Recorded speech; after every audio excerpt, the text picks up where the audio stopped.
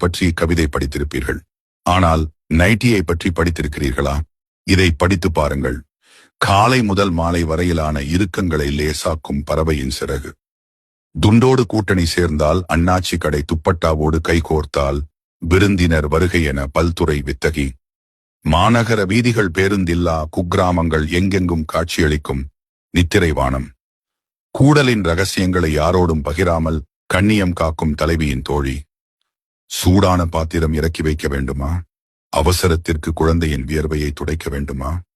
எப்போதும் ஆபத் பாந்தவி. குளிர்காலத்தில் வெப்பமாகவும் வெயில் காலத்தில் குளிர்காற்றாகவும் உருமாறும் சயன் அதிசயம். பேரில் மட்டுமே இரவின் ராணி, இப்போதெல்லாம் பகலிலும் உன் ராஜ்யம்தான். நவீன ஆடை புரட்சியில் 1000 போட்டிகள் வந்தாலும் அசைத்து கூட பார்க்க முடியாத மரபு கவிதை.